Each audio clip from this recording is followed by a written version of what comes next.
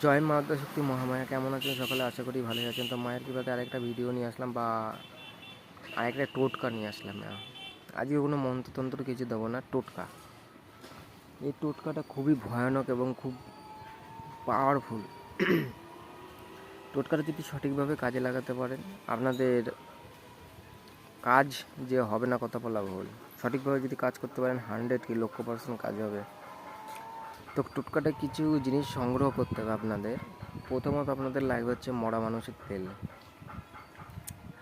দ্বিতীয়ত লাগবে ফাঁসির দড়ি, বা যে গলায় দড়ি দিয়ে মারা যায় সেই দড়ি আপনাদের সংগ্রহ করতে হবে। প্লাস শত্রু যেখানে বাথরুম করে সেই বাথরুমের একটু মাটি আপনাদের সংগ্রহ করতে হবে।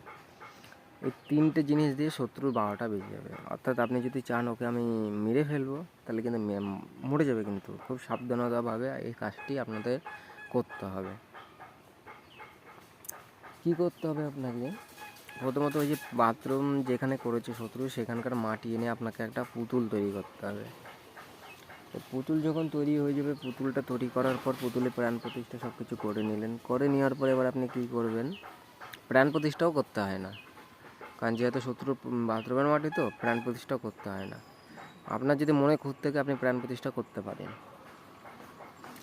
তো প্রাণ প্রতিষ্ঠা করার পর আপনি কী করবেন? ওই যে ফাঁসির দড়িটা আছে, ঠিক আছে, আর কি করবেন আপনি? কিছু কব্বরে মাটি আর ওই শত্রু পেছাবের মাটি দিয়ে একটা প্রদীপ তৈরি করবেন। প্রদীপটা পুতুলের বরাবর বুকের ওপরে বসাবেন, আর মৃত মানুষের তেলটা দিয়ে আর ওই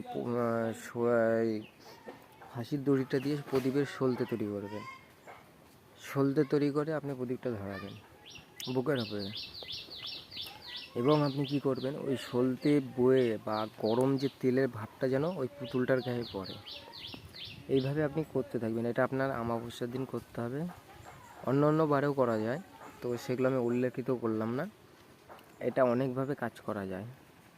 এটা যদি আপনি সঠিকভাবে কাজ করতে পারেন, জিনিসটা কিন্তু সঠিক জিনিস সংগ্রহ করতে হবে। উল্টো পাল্টা জিনিস কিন্তু ভুংভাং জিনিস হলে কিন্তু কাজ হবে না, আগে বলে রাখি। সঠিক জিনিস যদি আপনি সংগ্রহ করে রাখেন, তাহলে এটা আপনার দুটো কাজ হবে, এবং আপনার কি 2 ঘন্টার মধ্যে এটা রেজাল্ট দেখায়, ঠিক আছে? তো ওই প্রদীপের তেলটা যখন পলতে দিয়ে বেয়ে বেয়ে পুতুলের গায়ে লাগবে বুক বরাবর, তখনই দেখবেন সাথে সাথে এটা রেজাল্ট, যে বুকের মধ্যে ফোসকা পড়ে, মানে কি জ্বালা পোড়া শুরু হয়ে যাবে, বুকের ওখানে জ্বালা পোড়া। আচ্ছা, এটা যখন হয়ে যাবে বুকের ওখানে, দেখবেন যেরকম হাত পা পুড়ে গেলে যেরকম ঠুসকা বা ফোসকা পড়ে যায়, তো ওরকম ওর ওপরে বুকের উপরে পড়ে যাবে। কোথা থেকে কী হলো ধরতে পারবে না। যদি কোনো তান্ত্রিকের কাছে বা যার কাছে যায়, এটা চট করে কাটান নেই। এর কাটান একটা হচ্ছে, একটাই কাটান আছে, এর অন্য কোনো কাটানে কাটবে না, কোনো ফিরানে ফিরবে না, এর কোনো ফিরান নেই, এর কোনো কাটান নেই। আপনাদের হাতে তুলে দিচ্ছি, আপনারা খুব ভালো কাজেই লাগাবেন। যাদের অতিরিক্ত শত্রু বা শত্রুর জ্বালায় জর্জরিত হয়ে আছে, শত্রুর জ্বালায় কোনো দিকে কোনো কিছু করতে পারছেন না, প্রাণ সংশয়, সেক্ষেত্রে এটা করতে পারেন, তার জন্য অনুমতি দেওয়া থাকলো। কিন্তু কেউ যদি ইচ্ছা করে বা কাজটি দেখার জন্য আপনারা যদি কাজ করেন, সেক্ষেত্রে কিন্তু কাজ হবে না, আগে বলে রাখি। দ্বিতীয়ত কথা, আমার এই বিদ্যা বা এই টোটকা নিয়ে কেউ অপব্যবহার করবেন না। কারণ কেন, আমি এখানে আগেই আপনাদের ভেদ, তো ধর্মরাজ বলে এখনও সেই দেবতা বা সেই জিনিস এখনও কিন্তু অবশিষ্ট রয়েছে।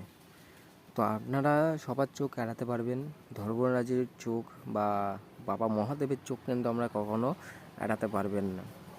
এটি অপব্যবহার করলে কিন্তু কাজ হবে না। দ্বিতীয়ত আপনাদের উল্টো ক্ষতি হবে, আগে আগাম বলে রাখি। কাজটি একটি ভয়ানক ঠিকই,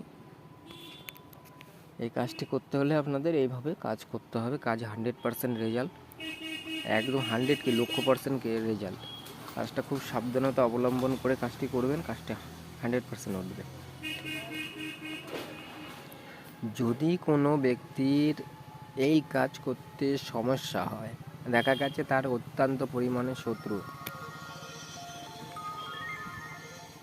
তারা কাজ করতে পারছেন না, তারা ভাবছেন আমাদের দিয়ে কাজ করাবেন, তো আমাদের সাথে যোগাযোগ করতে পারেন।